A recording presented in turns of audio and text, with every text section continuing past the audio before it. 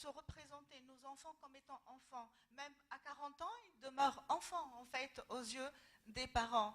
Donc, et en fait, ce n'est pas un mécanisme de défense. Ce n'est pas une façon de détourner un peu hein, cette façon de donner ce que le fondateur en fait, a construit. Dans le fait de lui donner cette transmission, ce n'est pas une action de s'auto-annuler, hein, parce qu'à un moment donné, il doit quand même hein, céder la place. Mais il faut en fait savoir que le monde évolue et ce qu'on connaît aujourd'hui n'est pas immobile, immuable. En fait, les générations, en fait, nos enfants détiennent un savoir et un savoir-faire hein, qui peut nous dépasser. Et en fait, dans cette succession, le transmetteur doit savoir que lui, certainement, il a écrit l'histoire. Hein, il a participé à construire une histoire de cette entreprise. Mais son enfant, ou bien celui qui va, le successeur, disons, va lui aussi continuer à écrire cette histoire. Donc, et pour garantir cette succession, je pense qu'il est nécessaire de rappeler à la nouvelle génération ce que les premiers ont commencé à faire. Parce que le tout a commencé par un projet. Donc, l'objectif même de ce projet doit être transmis d'une génération à une autre. Il ne doit pas être juste sous le monopole de la première génération ou bien la deuxième génération. Merci. Je vous remercie. Merci. Plusieurs points ont été soulevés aujourd'hui et donc on a l'écriture de l'histoire, on a la transmission d'un savoir-faire et une passation, une transition douce. On a l'implication de l'enfant dans la vie de l'entreprise, on a la place de la mère, on a la place du conjoint dans cette transmission. Et tout ça va être à la lumière d'un certain leadership que toutes les générations en fait, devraient avoir pour garantir la pérennité de l'entreprise et sa croissance, et au-delà de sa survie, sa croissance et sa prospérité.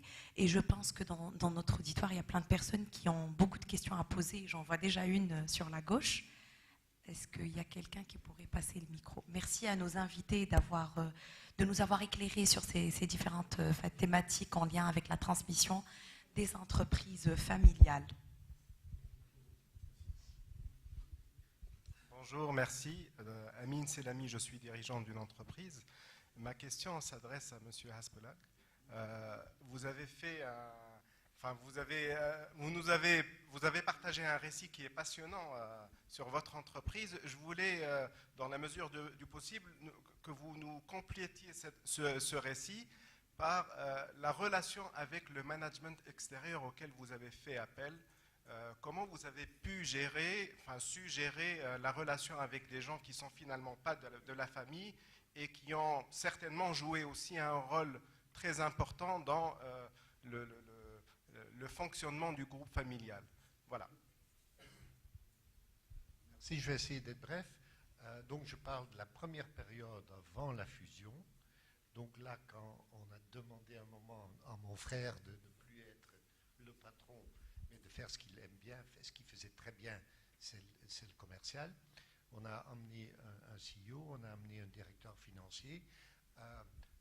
Je pense qu'il est très important de les associer comme les membres de la famille. C'est-à-dire, on a pris toutes les grandes décisions ensemble à 5. Les 3 frères, le CEO et le directeur financier. Deuxièmement, je pense aussi qu'il faut leur montrer de l'estime. On l'a toujours invité avec son épouse à tous les événements familiales au niveau mariage, au niveau spécial, etc., etc. Donc, dans la mesure du possible. Troisièmement, on a aussi eu la chance que c'était quelqu'un qui j'avais étudié avec un de mes frères. Donc il y avait déjà je dirais, un respect de son côté pour la famille. Et quatrième chose, donc on l'a bien payé. Et bien rémunéré. Alors, dans la fusion, c'est intéressant parce que quand on s'est amené avec les cousins, eux ne comprenaient pas qu'on ne les traitait pas comme des employés, ces deux-là. Donc parce que eux, c'était deux cousins, des patrons qui décidaient tout et qui avaient des yes men au deuxième niveau. Et donc, pour nous, en fait, je vais être très sincère, dans les négociations de fusion, j'ai été souple sur la valorisation financière que notre côté, donc le pourcentage qu'on recevait, mais j'ai été très dur sur la gouvernance et sur le fait que notre CEO devait avoir le rôle de CEO pour professionnaliser l'ensemble, qui était devenu bien plus grand. Donc, et là, je dois dire que pour lui, c'est pas si facile avec donc deux cousins forts à côté de lui qui quand même ont leur passé. Et je dois le dire, il le fait pour servir l'entreprise et surtout notre famille, par respect du passé. Mais donc, pour maintenant, dans un an, dans un an, on commence à chercher un nouveau CEO externe. Les enfants, donc, qui sont c'est maintenant 3 filles et un garçon, plutôt des garçons, ne sont pas à ce niveau-là. Donc, on va rechercher par chasseur de tête quelqu'un d'externe. Mais je crois qu'après 2 ans et demi après la fusion, les cousins ont commencé à voir les avantages de la professionnalisation. Et de toute façon, c'est leurs enfants qui leur disent « Papa, la boîte doit être structurée parce que nous, on ne peut jamais vous remplacer de la façon dont vous gérez la boîte. » Donc le patron est externe. Le CEO est externe aujourd'hui. Non, le CEO est externe, sauf que, en fait, le rôle qu'il joue, c'est la professionnalisation de la boîte, c'est-à-dire les synergies de la fusion, les DRH, la IT, la finance, etc., etc., le haut niveau de, je dirais, le métier de l'agro, de l'industriel, c'est encore un cousin, au niveau du commercial aussi. Donc c'est un comité exécutif, ensemble, responsable, 3 personnes vis-à-vis le board. Ouais. Merci. Est-ce qu'il y a d'autres questions? Oui, on en a une là. Le micro, et après on prendra monsieur. Oui, bonjour.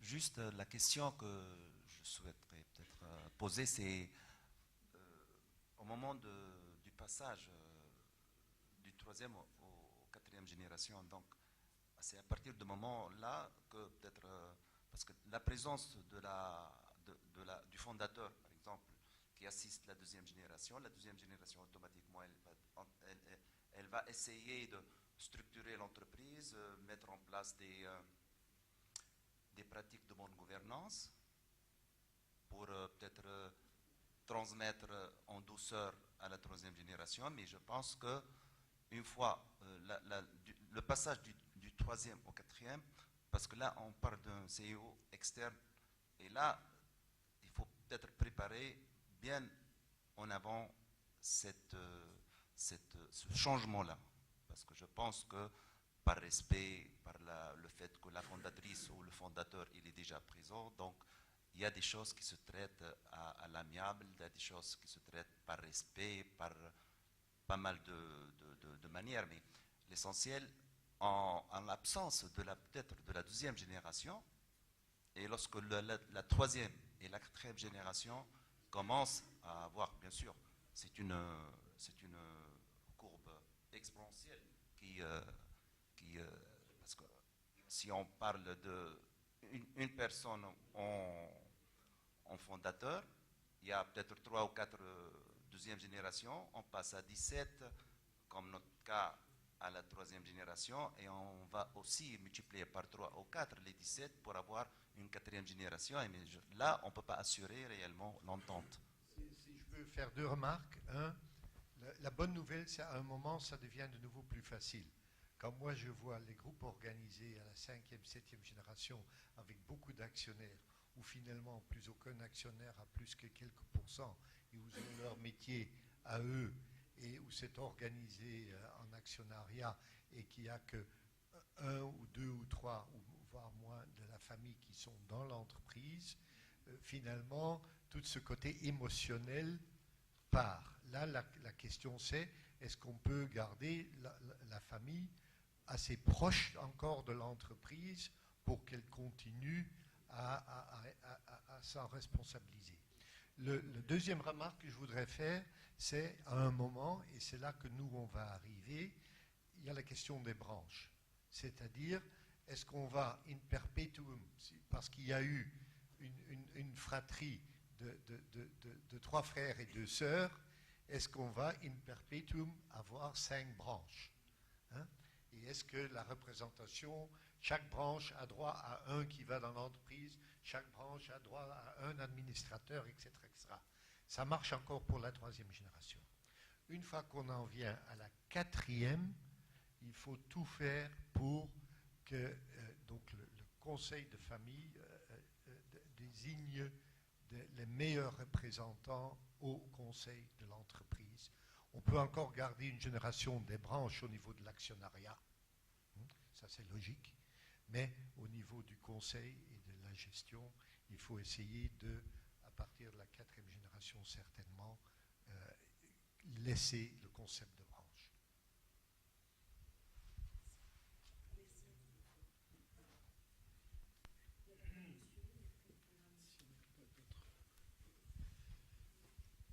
C'est tout juste pour enchaîner avec les 2 premières questions. À M. Philippe, toujours la question. Vous avez dit que vous avez engagé une mission de due diligence. Pour évaluer donc la fusion. Vous voyez, donc, est-ce que le rapport émis par cette mission a été accepté par toute la famille? Non, j'ai dit l'inverse. J'ai dit que dans toute acquisition, on fait des due diligence avec des cabinets professionnels et autres. Mais une fusion entre familles, on ne va pas aller faire l'analyse des livres, le truc. En fait, donc j'ai pris des cousins 2 à 2 et je leur ai dit, allez visiter les usines et ne prenez pas l'avion, prenez le train, comme ça vous passez beaucoup de temps ensemble et racontez-vous tous les problèmes que vous avez. Et puis, vous êtes assez connaisseurs du secteur. Quand vous visitez les usines des uns des autres, quand vous parlez de vos clients, vous savez bien estimer s'ils sont du même niveau d'investissement, de qualité, etc. Si vous revenez, vous me dites que le niveau est différent, on a un problème.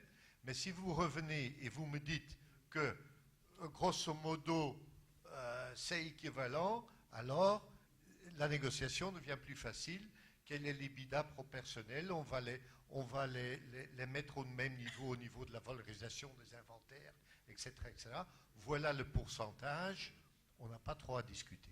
Donc, justement, c'est une grande fusion, mais qui n'a pas eu besoin d'apport externe. Pour une petite acquisition et toute autre acquisition, oui, donnez-moi des professionnels qui font de la bonne due diligence, c'est important. Merci. Juste une dernière question, parce que sinon après... Merci. On a vu que 28% des entreprises interviewées dans l'étude de BDO sont organisées sous forme de holding, ou alors que leur patrimoine, leur participation dans les entreprises sont mises dans une holding. Est-ce que vous pensez que c'est une nécessité? Est-ce que vous pensez qu'il y a un moment idéal à partir duquel, 1e ou 2e ou 3e génération ou quand, il faut absolument s'organiser sous forme de holding pour mieux institutionnaliser et organiser la relation de la famille avec le business? Merci. Je m'excuse auprès de mes collègues sur le panel parce que c'est peut-être parce que je repars demain en Belgique que j'ai toutes les questions. Mais peut-être vous pouvez aussi répondre à la même question. Bon, ça dépend si c'est un groupe ou c'est une entreprise. Si c'est une entreprise, bon, donc il y a des actionnaires qui sont de la famille, et voilà. Quand c'est un groupe, bon, c'est préférable d'avoir un holding, c'est clair. Et après, il faut fixer les règles entre les actionnaires, le pacte d'actionnaires. Mais il n'y a pas de formule toute prête, en fait. Il peut y avoir des branches d'activité, des différentes branches d'activité, avec peut-être des frères qui sont dans telle branche, d'autres qui sont dans l'autre. Donc il y a plusieurs schémas. Mais bon, le holding, je pense que c'est une bonne... S'agissant d'un groupe de sociétés, c'est le holding. Mais il y a la solution adéquate. Il y a une deuxième chose que ça fait, parce que nous, on n'a qu'une entreprise opérationnelle, enfin, qui est un groupe de filiales, mais c'est dans le même métier. C'est donc dans le conseil du groupe opérationnel, on a des externes, on fait de la gouvernance classique. À la holding, c'est un peu notre conseil familial. Deuxième avantage que ça donne, c'est on peut, à ce moment-là, la troisième génération peut décider de développer d'autres activités. Donc nous, on a mis le real estate séparé de l'opérationnel dans la holding. On commence à faire pas mal d'investissements au niveau de l'énergie verte, c'est-à-dire sur nos toits, des trucs, des windmills qu'on produit et tout. Ça, on met séparé. Mais maintenant, ce qui est intéressant, c'est que les jeunes qui se sont réunis donc 2 fois par an, plusieurs fois, une fois on le fait avec les conjoints, une fois sans les conjoints, ils ont décidé qu'ils veulent un budget pour faire du social, mais qui touche à ce qu'on fait comme entreprise, en fait. Et pour ça, ils organisent ça sous la holding. Donc, ça donne une flexibilité et parfois ça donne des avantages fiscaux aussi. Et donc, les dividendes montent à la holding, on ne doit pas nécessairement les distribuer. On peut ensemble réinvestir ou on peut distribuer. Et ça pourrait être, je pense, un sujet intéressant pour une prochaine conférence, notamment par rapport à l'appui des fondateurs des groupes ou des chefs d'entreprise à encourager les générations suivantes à l'entrepreneuriat social. Merci à nos invités, merci à l'auditoire. Merci à vous tous, merci à la salle et tous d'être présents. Juste sur cette dernière question, si vous permettez, là, peut-être on ne va pas rouvrir le débat, mais on fait la distinction entre la holding et la société mère. La holding n'a pas d'autre activité que d'avoir des participations et de collecter les dividendes. La société mère, c'est le cas des CFBT par exemple, exerce, et le droit tunisien, le code de société commerciale le précise bien, a elle-même une activité. Son chiffre d'affaires ne provient pas uniquement des dividendes. Avantage et inconvénient, c'est qu'au niveau de la holding, on protège l'actionnariat des prédateurs beaucoup plus que au niveau de la société mère. Et on préconise aussi, je pense, de créer une holding de tête, la holding familiale, qui va contrôler la holding des affaires. Bon, ceci pour dire merci. Alors, à vous, cher Philippe, j'ai entendu quelque chose qui n'est pas tombé dans l'oreille d'un sourd. Vous allez faire appel à un chasseur de tête. Nous avons beaucoup de talent en Tunisie. Merci. On peut y aller, il y a un petit cocktail si vous voulez, déjeunatoire.